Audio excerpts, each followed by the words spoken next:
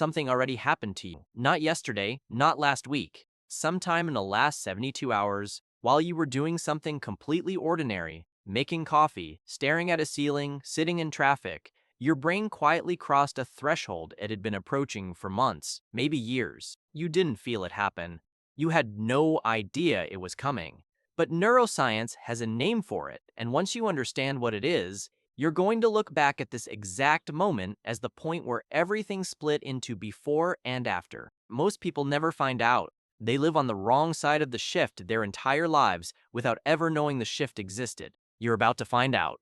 There's a version of you that's maybe 5 degrees different from the one sitting here right now. Same face, same history, same bank account, same job, same Tuesday morning. But something fundamental about the way that version moves through the world is different in a way that changes every single outcome downstream.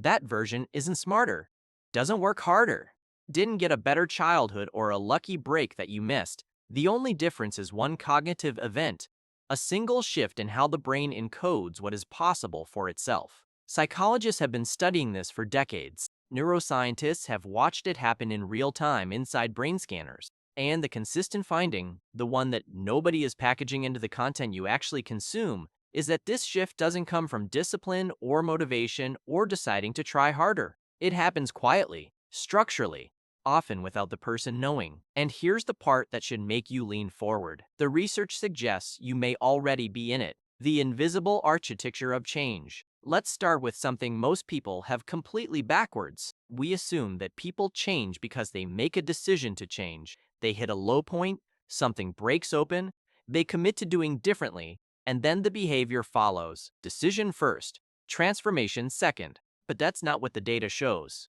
Dr. Roy Baumeister at Florida State University spent years studying what actually precedes lasting behavioral change. What he found disrupts the entire self-help industrial complex. The decision to change, the conscious, stated, sometimes dramatic declaration of intention, is almost never what produces the change. It's a symptom of a shift that already happened underneath.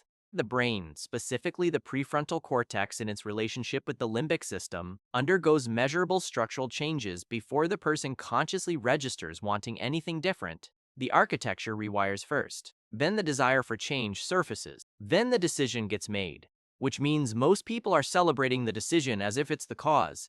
It's not. It's the announcement. The cause already happened, silently, in the background of ordinary days. And here's what determines whether yours is already underway.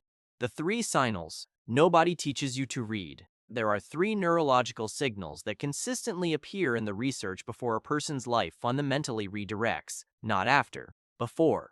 They're often dismissed or misread because they're uncomfortable and they don't feel like progress. They feel like the opposite. The first signal is unexplained dissatisfaction, not depression, not burnout. Something more specific and harder to name.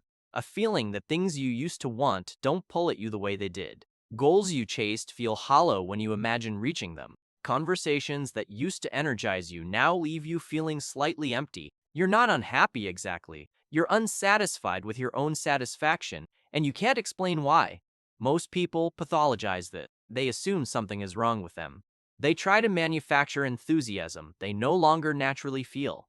They push harder toward goals that are quietly losing meaning. But psychologist Carl Rogers, whose work on self-actualization remains some of the most empirically replicated in personality psychology, identified this precise feeling as the precursor to what he called the organismic valuing process. The moment the deeper self begins correcting course before the conscious mind has caught up with what it actually wants. You aren't losing motivation, you're losing tolerance for the wrong direction. The second signal is pattern recognition acceleration. Suddenly you're seeing things you didn't see before. Connections between ideas that seemed unrelated, recurring dynamics in relationships that you used to be blind to, problems you can now name that you couldn't even identify a year ago. The world hasn't changed, your lens has. Neuroscientists call this conceptual expansion. The brain's predictive processing system has updated its model of reality enough that new signal is breaking through what it previously filtered as noise. You're not getting smarter. You're accessing processing that was always there but was previously unavailable to your conscious awareness because your mental model couldn't accommodate it. This is what it feels like when the brain crosses a threshold, not a thunderclap, a lens shift, subtle but permanent. The third signal is identity discomfort. Old descriptions of yourself stop fitting right. When someone introduces you by a role you've held for years, something inside you quietly objects. You've outgrown the container you've been living in, and the mismatch is starting to register. This signal is the most important and the most mishandled. Most people respond to identity discomfort by retreating, reinforcing old patterns, avoiding the friction, choosing the familiar shape over the accurate one. But Dr. Carol Dweck's research at Stanford on identity formation shows that tolerating this discomfort instead of resolving it prematurely is precisely what allows the new identity to crystallize. The discomfort isn't the problem, it's the process. The brain literally cannot update its self-model without this friction phase. If you've been sitting in some version of this discomfort and calling it a crisis, it might be something else entirely. It might be construction. If something in the last few minutes is landing differently than you expected, that reaction is the signal. Stay with it. This next part is where it becomes actionable. Why most people miss the window. Here's where it becomes urgent. This shift has a window. Not in a manufactured urgency marketing sense. Structurally, neurologically, the brain's plasticity, its ability to actually rewire itself rather than just temporarily adjust, isn't constant across a lifetime. There are windows of heightened neurological openness, periods where the synaptic connections are more malleable. Is that these windows aren't random. They're triggered by disruption, by the exact kind of low-grade cognitive and emotional unsettledness that the three signals describe. The dissatisfaction, the new pattern recognition, the identity discomfort. They don't just precede change. They create the biological conditions for it. The brain in that state is fundamentally more capable of rewiring itself than the brain in a state of comfortable stability, which means the moments in life that feel most like crisis are often the moments of highest neurological leverage. The discomfort isn't a problem standing between you and the shift. The discomfort is the shift from the inside. But here's the critical point. Most people in this window do the exact wrong thing. They reach for stability. They manage the discomfort rather than move through it. They make decisions designed to restore the familiar rather than crystallize the emerging. And in doing so, they close the window without ever stepping through it. They spend years wondering why they feel so close to something they can never quite reach. The answer, had anyone explained it, was simple.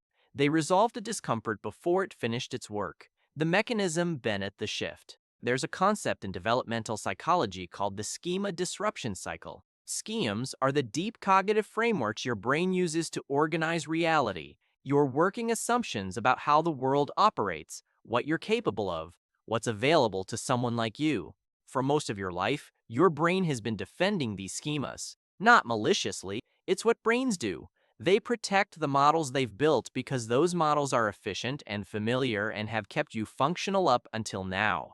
But occasionally, in moments of sustained disruption, the schema cracks. The model starts receiving information it cannot accommodate without restructuring. And the brain, faced with the choice between defending an inaccurate map and building a more accurate one, will choose the more accurate one, if you let it. The crack in the schema is what the discomfort feels like from the inside.